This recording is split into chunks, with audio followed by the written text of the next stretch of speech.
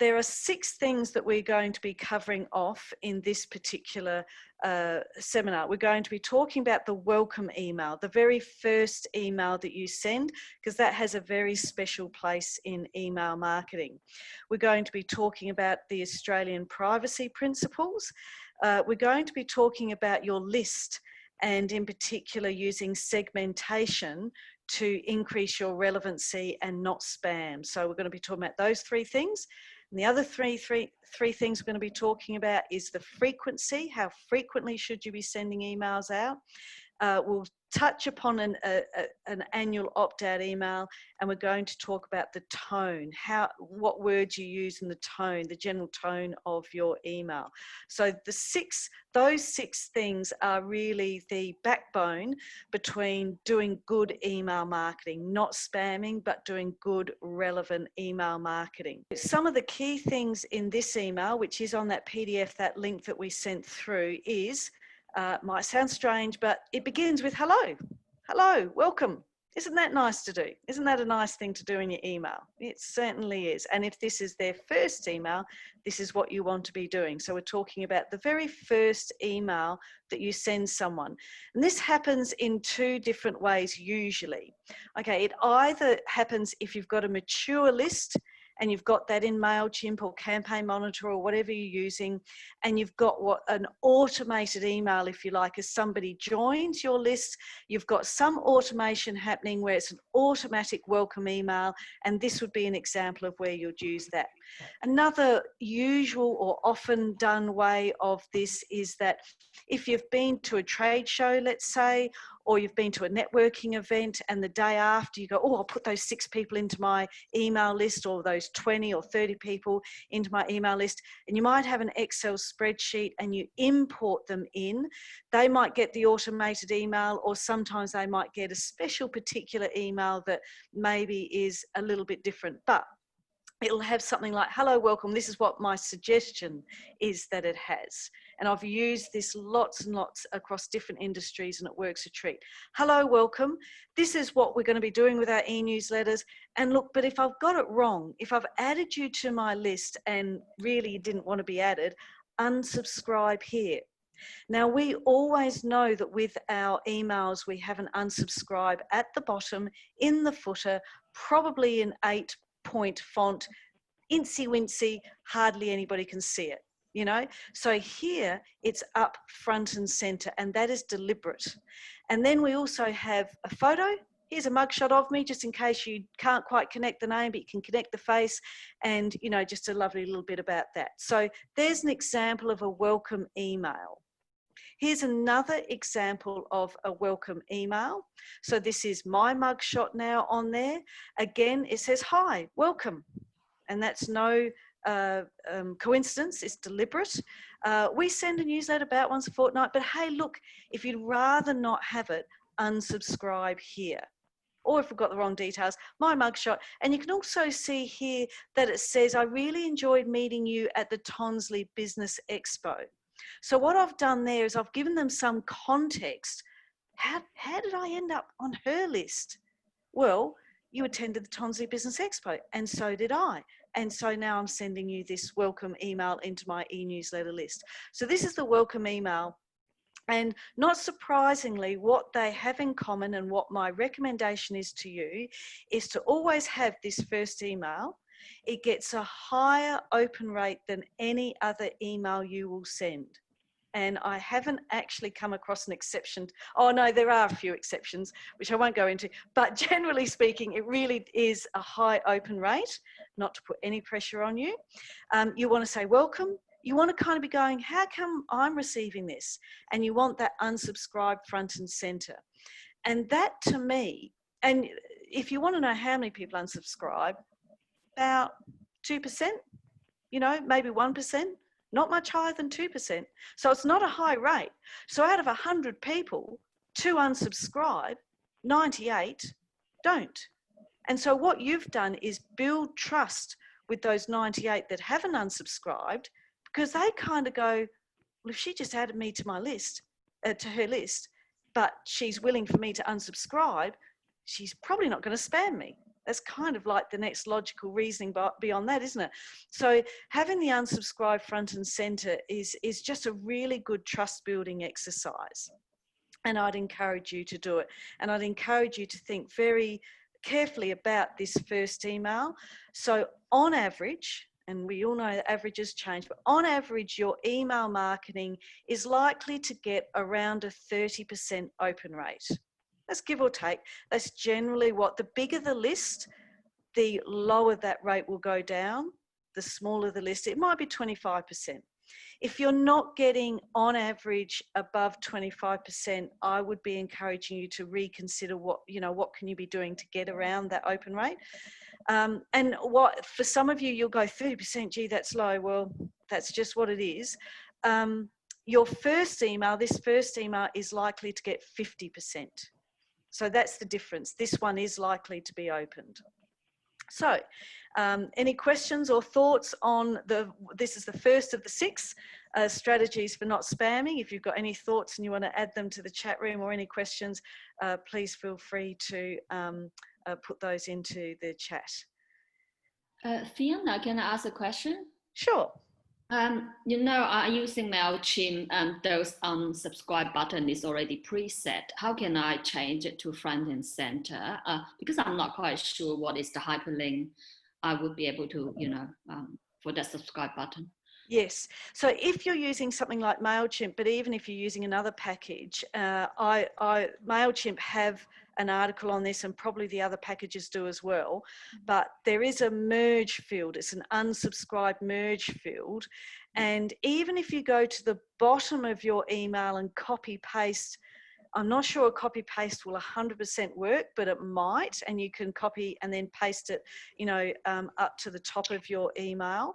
MailChimp have it as a merge field, so you can insert merge field, and MailChimp have a help page on it. So if you Google MailChimp how to find my unsubscribe merge field, but if you're using Campaign Monitor, you could do the same thing. Campaign Monitor how to find my unsubscribe merge field. And if you use that terminology, unsubscribe merge field or unsubscribe link, you're likely to come across how to do it in their package. Alrighty, the second thing I'd like to talk about is lists. So your list is a really important part of your email marketing, both from not spamming people, but also by having an effective email marketing strategy for yourself. In fact, the list is the single most important success factor. So we can talk about offers. What are you offering? What's your product, what's your service? Obviously that's important. We can talk about timing, we can talk about frequency, we can talk about how you write it, what pictures you use in the email. We can talk about a whole range of things around email marketing, but in the end, if you don't have a good list, if you don't have a good lot of people that are relevant, kind of somewhat interested in what you do, your email marketing is likely to fail. This list is the most important success factor. If you have people that just randomly put on there and they're really not in any way connected, or they haven't shown any engagement or interest in what you do, what you sell, what services you provide, you're likely not going to have a good list. But if you have people that you've collected, you've shaken their hands at networking events, you've had some connection with them, maybe they've shown interest in a very low value product of yours that kind of indicates they could be interested in your higher value product, that sort of thing, that makes for a great list. And so while list size is important, obviously a list that has 500 people is going to perform better than a list size of 50. If that 500 or 5,000 or 10,000 or 20,000, if it's really irrelevant or very old, then it's not going to perform as well as what a highly relevant list is going to perform. So a list is not a static thing. It isn't something that you produced 2 years ago, pull out of the top drawer and go, okay, I'm going to reuse this list again. You might do that to begin with, but a list, people go off it because they unsubscribe, and they go on it because you're adding people. You're adding your people who you're now your clients. You're adding people who you quoted, who you met at network events, and all that sort of thing. So you want to keep adding to your list in order for you to have effective email marketing. The part that is particularly useful for especially the larger lists, so when I say larger lists, some of you might have 10, 20, 50,000, but if I talk about a small business, most small businesses, might have, some of them start with a list of 60 to 80, grow it to 500, 1,000, maybe 2,000. By the time you get over to 5,000, you definitely want to start talking about segmentation, but you can definitely segment on much, much smaller lists to great effect. And it's very, very good to do. And I use the example of cats and dogs. So you could be a vet, but actually this example came about because the RSPCA, many, many years ago, and they possibly still do it, I don't know, I suspect they do, but not only, they obviously are in the business of getting donations. They're a not-for-profit organisation. They want to try and get people to donate to help them do what they do. And they, where possible, collect whether the person who donates money to them has cats or dogs. Now, some will have both, but let's just go with or for the moment. And if you send a donation email or letter or appeal to somebody who loves cats, and the donation email has got all dog pictures, yeah, you might get a response. But if you send the cat lover an email with cat pictures and cat stories, whoa, your donations suddenly go up. And it's the same in the profit industry as well. If you are relevant to the person, then it can be highly effective to have that segmentation. So let's just have a look at what that looks like. Now, this is a PDF that is also in one of those links. And these are made up names. If there's an Adam Bennett with a Gmail, which there might very well be, it's just honestly by coincidence, I just made them up completely. And you can see on the very right-hand side there's a column. So this is an Excel spreadsheet. Before you upload your list to MailChimp or Campaign Monitor or ActiveCampaign or whatever you're using, you would ordinarily have it in an Excel spreadsheet with these columns so that it really neatly goes up to when you import. This is a very usual thing to do with email marketing and managing your lists. And at the very right-hand side, you can see that column that says animal, and I've put in there dogs or cats. And sometimes that's going to be blank because sometimes you don't always know. But you can only segment if, in fact, you've got that data in the first place. You can't segment on thin air. That makes sense, doesn't it? So I would regularly segment, for example, on Adelaide Metro.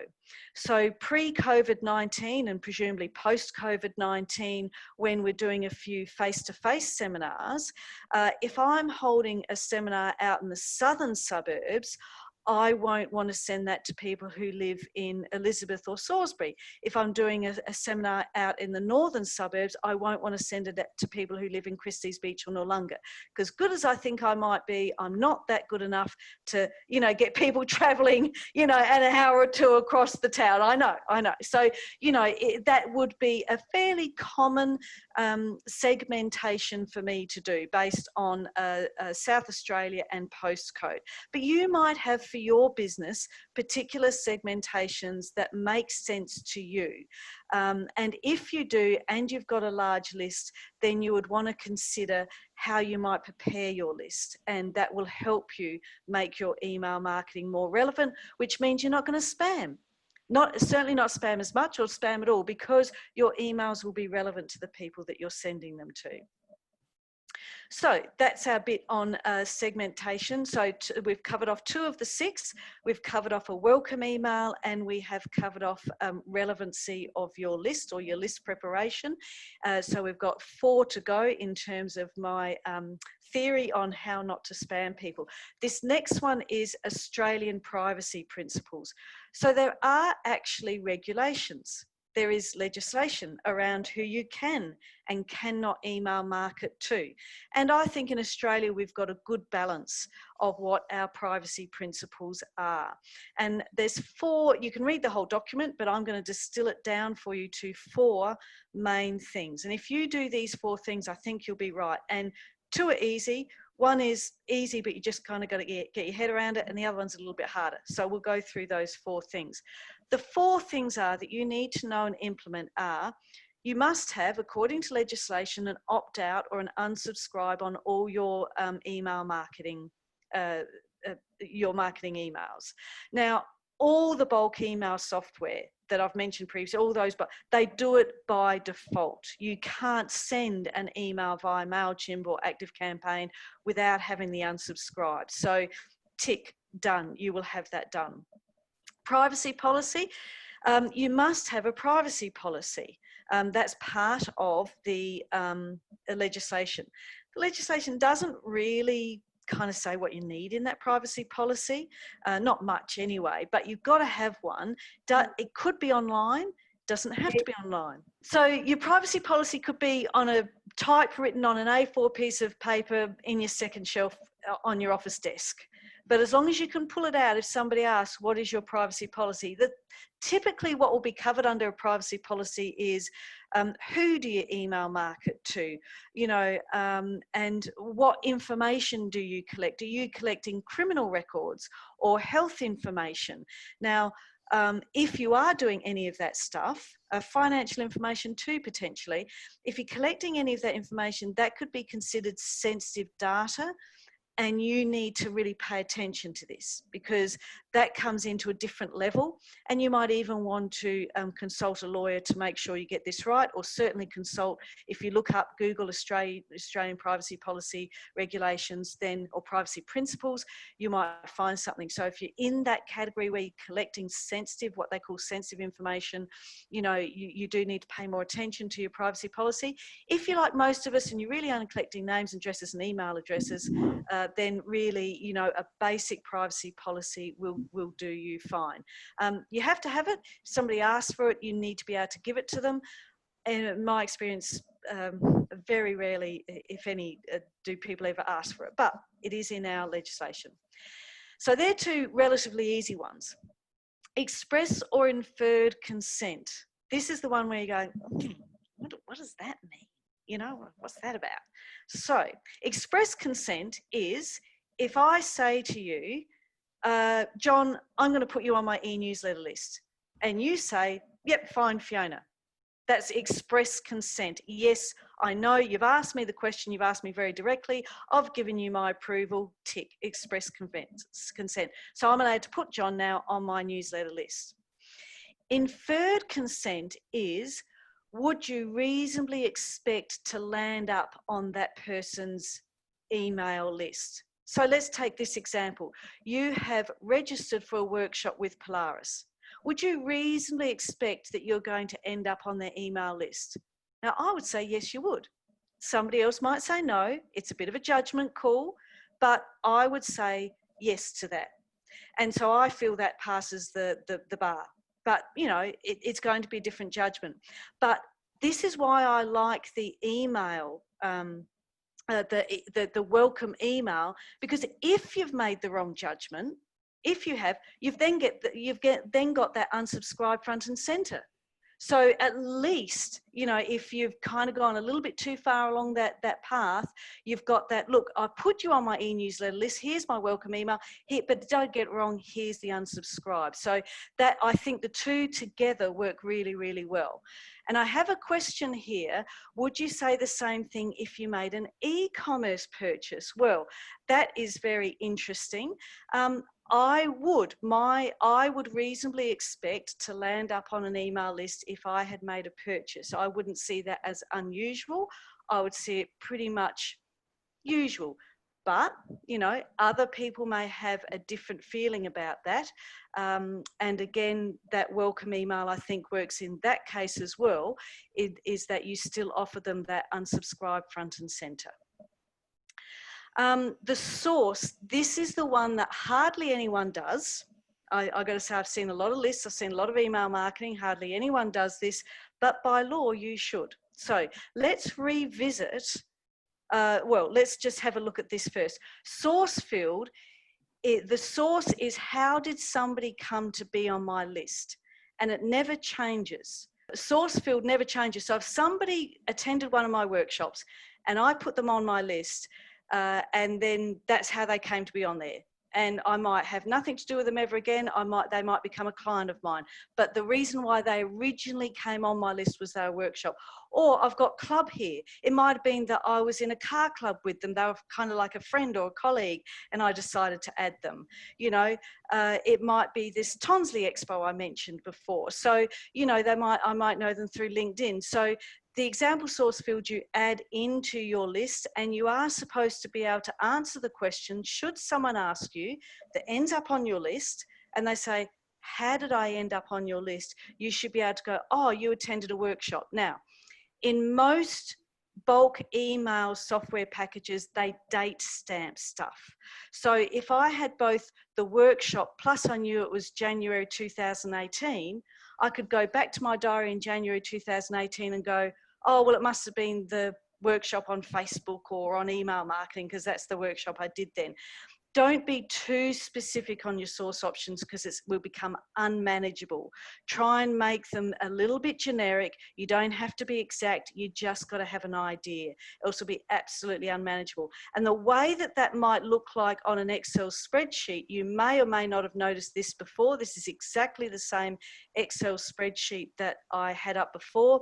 This field here, to the right, just to the left of the animal, you can see that I've put source in as a column on my Excel spreadsheet, so that would upload as it does. And there's a lot of automation around this as well. If somebody signs up from your website, that would be seen in most packages, in most email marketing software, that would be automated, that you could see that they signed up online.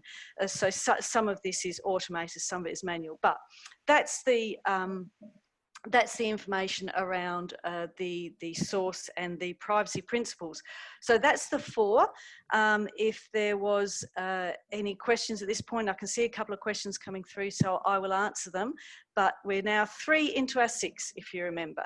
So I've got a question. What would you put if you purchased a marketing list? I'd put the name of that marketing list.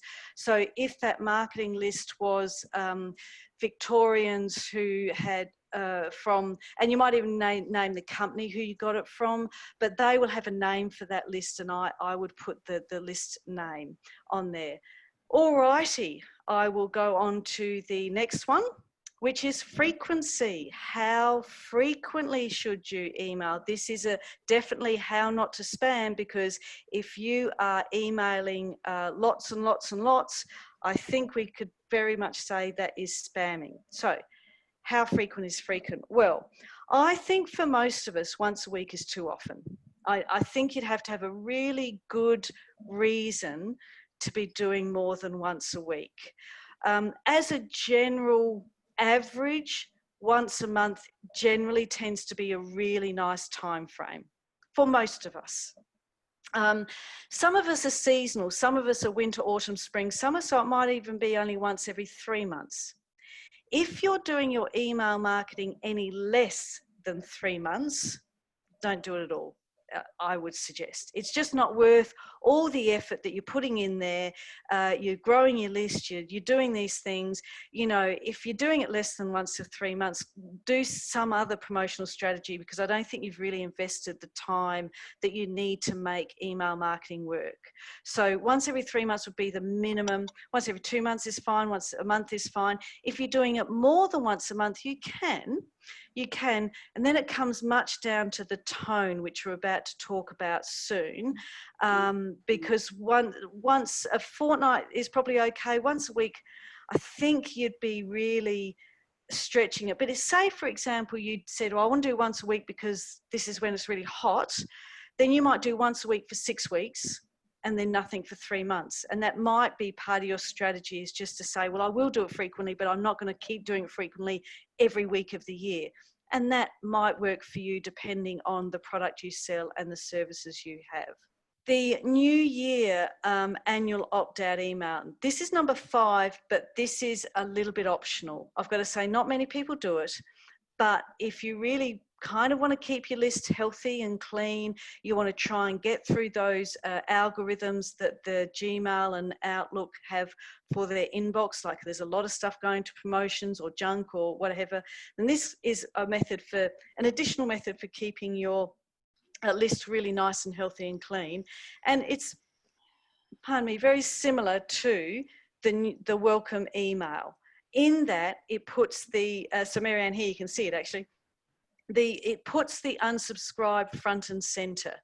So this is an example one. Hey, Happy New Year, we're back. You know, look, if you'd love to keep hearing about our upcoming activities, we want to keep up with you. You know, we want to tell you, but look, you know, if it's one of your New Year's resolutions, you want to streamline your inbox and we're on your bin list, unsubscribe here. And that gets about a 1% unsubscribe rate.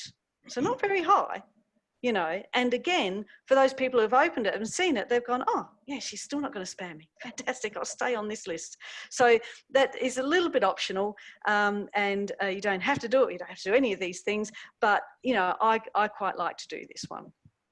Now, the tone. So the tone and frequency are a little bit partners. I probably should have put them together. Are you blasting people? You know, buy, you know, if that's what you're doing, if you're doing a sales pitch with every single email, you are spamming people. Not to say you should do it never. No, you should do it once or twice. Perhaps not quite as bad as I just demonstrated then, but, you know, you don't want to be doing this all the time. And this is hard for products. The people who sell products most frequently get this wrong because they scratch their head and go, what else can I talk about? What else can I talk about?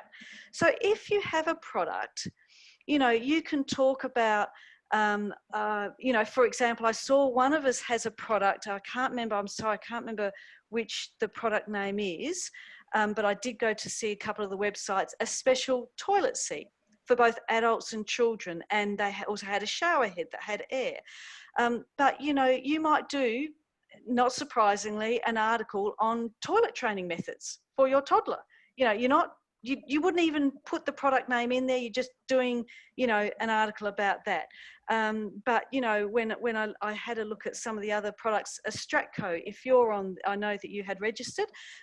So if you're online, well, you've got lots of things really to talk about outside your actual product. You know, where would you use it? Some good examples and what you might, other products that go with your product, you know, and all kinds of things. So you've got to try and think of where is your product used, how is it used, and can you give hints and tips?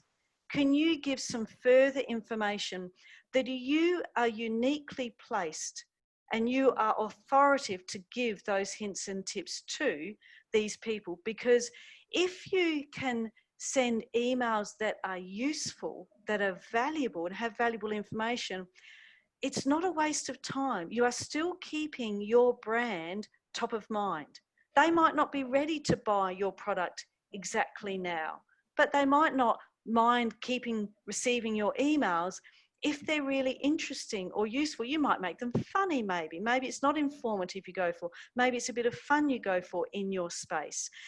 Maybe there's a YouTube tutorial you can share with them or something like that, if it's relevant to the product you sell or the service you provide. Don't get too irrelevant, because then they go, why are they sending me, you know, a cat video? They're not a vet. You know, they sell, you know, hand sanitizers, and they're selling, you know, like you make it connect to the reason, the stories you're telling, or the hints and tips you're sharing, or the little joke or funny thing you're having. And in fact, I'm going to give you a perfect example, absolute perfect example of this. So as I think you might be able to see from my background, I have a big map on my wall. That's not a virtual background, that's actually a real map on my wall. So I love geography, right? And I am I've got a login and account with Sporkle. Now Sporkle is a what would you call it? It's a place that you quiz. You have quizzes, and there's a lot of geography quizzes, and I do a lot of geography quizzes, like countries and capital cities and rivers and mountains and stuff like that.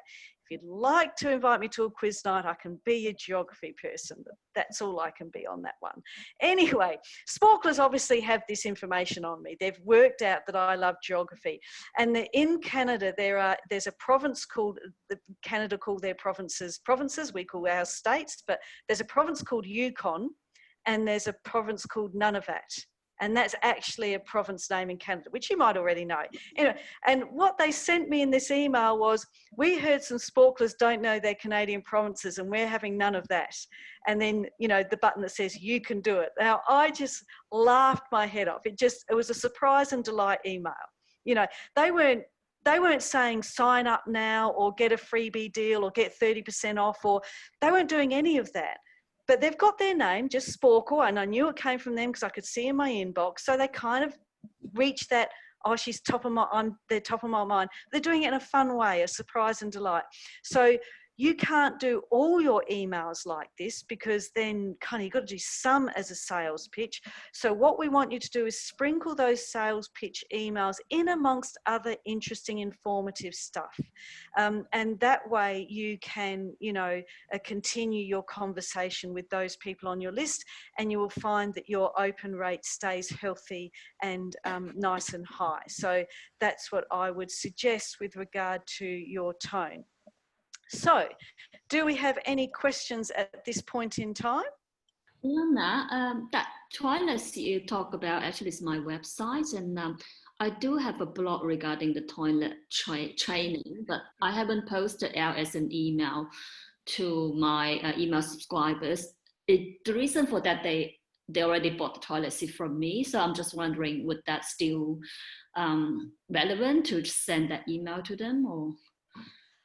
Yes, so if you've got previous customers and you've just got the one product, that's why it is a little bit difficult. It is more difficult for people with products, and also if you've only got a small range of products, it is certainly more difficult than, say, for example, relative to the consultants. And there are a few consultants here on the workshop, I know, and for the consultants who provide a service, email marketing is a really sweet spot for you, because you can be sharing lots and lots of things. In this situation, yes, I would be sending that out, and I would be sending out, what we want to try and do is get people to open the email and go to your website. So, you know, if you have a little bit, you could put the whole article, but I'd encourage you to put, you know, maybe 3, 4, 5 sentences in the email, read the whole article, click on here and go to my website. So that's the way I would do it. In terms of sending to the same people, the thing with emails is what they do is they can be very easily forwarded to other people. So if a parent has one of your toilet seats and they invariably hang around with other parents with kids the same age, because that's what happens, you know, they meet them at childcare and all sorts of places, you know, they can say, oh, you know, hey, Emma, you know, this is the toilet seat I was talking about. And, you know, then you've been able to refer it on. So, yes, I would do it. How often could you send exactly the same email out? Well, that's your difficulty. Well, you need to find interesting stories or interesting case studies, or you know, even just general things around about kids that age you might find that you can write about. So yes, I would do that. Great, thank you. All righty, so why do email marketing when it's going to be so hard? And look, there is, like any marketing at all, you do need to spend time on, or money on, or both. You know, in my book anyway, I mean, occasionally you get lucky and somehow maybe you're in a business where just clients are walking through the door and customers are there and you don't need to do much. But in my experience, and certainly from a digital marketing perspective, you know, there is time and money and resources to be had. It generally does need some commitment. But email marketing is great for keeping your business top of mind. And that's why it's great for consultants, because somebody who might want to talk about HR or business improvement or, you know, productivity and those kind of things, when you first have a conversation with them, you're probably just introducing the concept or kind of talking about the idea, and they may not be in a place ready to take up your offer. But maybe in 6 months' time they are. Maybe they've just kind of, something's happened, the situation has changed, and they kind of go, oh, I remember. And often they'll remember because you've kept in communication with them. So keeping your business top of mind is great. It's great for repeat customers. So people who perhaps used your services a year ago and, you know, oh yeah, that's right, I do want to do that. They can close the sale to your events or your workshops and things like that. They provide an immediate link to, you know, where they might have to register. And we just mentioned before the case then about referrals, you know, that you can, and this happens on social media as well, really well in some cases. So they both really work really well with getting referred on to other people. So, you know, keeping your email marketing really strong and effective will do this for your business. Alrighty. Any other thoughts or questions at this point in time? Fiona, it's me again. Is it worth buying a mailing list from the other places?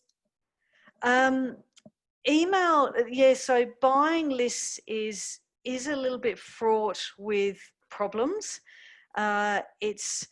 If you can buy a really good list, it might be worth your while. I would start small. A lot of the list brokers don't have enough lists for Adelaide, for example. But if you're selling across Australia, you might find that, you know, you can get a list that, because they'll have minimum numbers and you have to purchase a certain amount. So, you know, it's hard to buy very small in that field. Your email list, you know, there's other options if you haven't got any email addresses, and some of those options might be partnering with others. So for example, if you have other people who are working in your space and have similar customers, but they're not direct competitors. So in your space, if they're selling, you know, other things to do with childhood or toddler, or, you know, you had that shower head that didn't seem to be toddler orientated, but more adults, you know, you might be able to say to them, can you, and for a price, but you would pay for a list if you bought a list, you might say, will you email on my behalf? They'll very rarely actually give you the email addresses, but you might be a sponsor or an advert or something on the back of their email marketing. And some places might allow for that, and they might actually have that in place where you can do that. So that might be an option to consider, and really building up those partnerships and those relationships could work. And, you know, but I'm not really sure. I would even be thinking, and Mark, with his Facebook, there's going to be a Facebook webinar coming up, a Facebook workshop coming up. I'd encourage you to do that, because Mark talks about joining groups, you know, and being active on Facebook. And if you're active in the right places on Facebook, there are lots of parents with young kids on Facebook, and you might actually find that a better spend of your time and your energy than email marketing, because again, email marketing for you, if you've got a very small product range, actually might not be, I know I'm not sort of selling it very well here, but for you it might not be a sweet spot. You could make it work, you can make almost anything work. I was on an Instagram webinar the other day, and she was speaking with women who were in their 50s. And we didn't speak about Instagram, we spoke about email, we spoke about Facebook, and we spoke about a whole range of other things. And then she said to me, you know, Fiona, I've got a Facebook, an Instagram account, and I've got, you know, 2,500 followers, and this is what I'm doing on it. And yeah, by the time we got to the end of the discussion, it was like, you should be on Instagram, because there is this grey-haired, you know, silver threads, I think they call themselves, subculture on Instagram. So while we think that Instagram is a young person's channel, and it mostly is, there's nearly always an exception.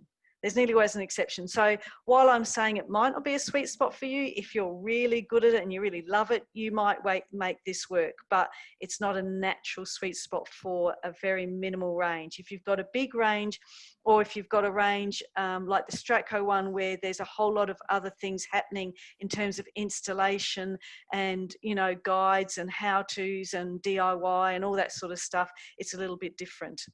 But yeah, so you can make those things work, but definitely go to that Facebook workshop. I would suggest sign up for that, because if you haven't already, because I think that will be very beneficial for you. Yeah, Fiona, are there any sort of rules of thumb with, numbers of informational or informative newsletters versus those ones where we're actually pumping people for a sale? Is there any sort of principles that people should use there? That's an excellent question. Thank you. Yes, so I like doing the informative newsletters. So you can do, I'll just distinguish before, we got newsletters which are newsy, articles are informative, and they might have 3 or 4 articles. And so we've got the newsletters, and then we've got what I'm going to call the single issue or the single topic email. Now, so the newsletters are mostly about information. You can put something sales in there. So if you've got 3 articles, for example, in your newsletter, informative or an event coming up, something, and you've got one, buy this, buy this product, or hire me for this, I can help you with this, or buy this. Having one amongst the other 3, absolutely fine, and to be encouraged. And you may find a few people respond to that. You might, depending on who's on your list and how often you've done it. But if you send the single issue email, and by that I mean it only has one topic, and its topic is to sell something. Sell your services or sell your product, and it doesn't have anything else. It's the one, and so it can have the subject line, the all-important subject line, and all the email is about is, hey, this lovely fragrant thing that it's not hot, and it's got 50 hours on it or whatever, won't tumble over, your candle alternative, whatever it is. You sell that, and you have the pictures around that, and buy that now. So that single issue email is highly effective. It's highly effective, and much more effective than including the candle buried in 3 articles in a newsletter. But you can only play that card every so often. And if you play it too much, you will notice that people start unsubscribing from your list. So how often can you play that card? Well, it depends a little bit on how many products you have, how many services you have.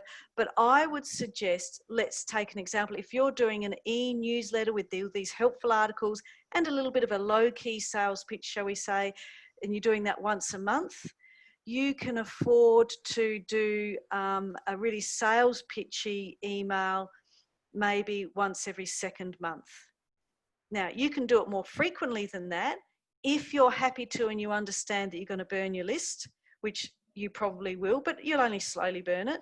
And you've got a way of always adding to your list. And maybe, you're going to only do it 3 times to that segment.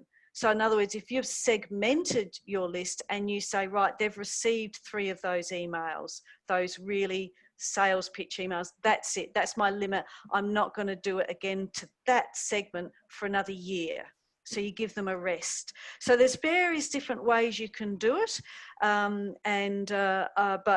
That's kind of where I'd be sitting with that kind of thought process. And somebody's mentioned a free workshop. Thank you, Janet.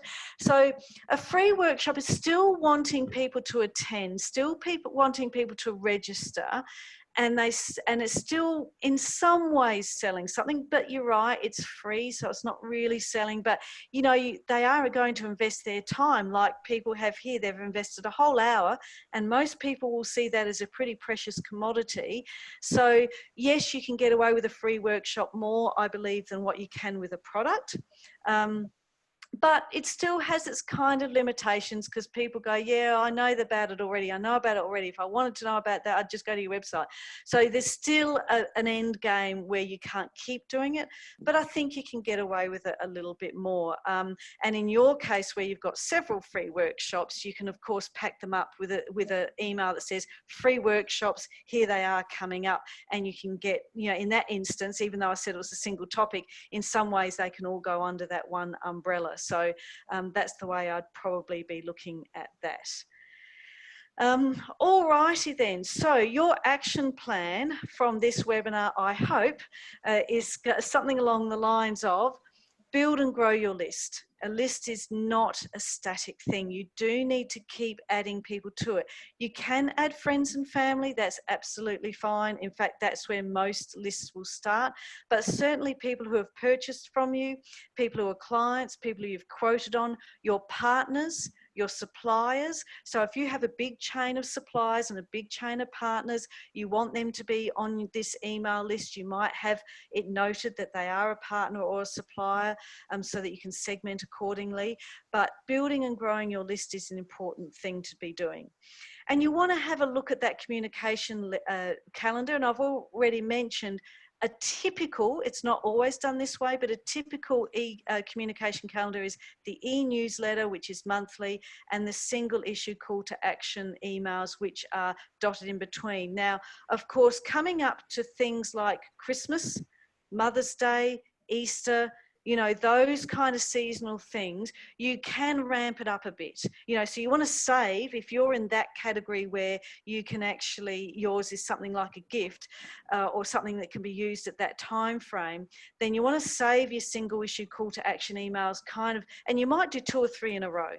You know, leading up to Christmas, that's not unusual, and I think that would be a reasonable thing, and most people would accept that, you know, that is kind of like the thing that happens because, you know, people buy gifts and buy things at Christmas time. So, and if you've got something highly relevant to some season, then you might, you know, use up a number of your single issue call to actions then. So that's the kind of frequency that we're probably looking at.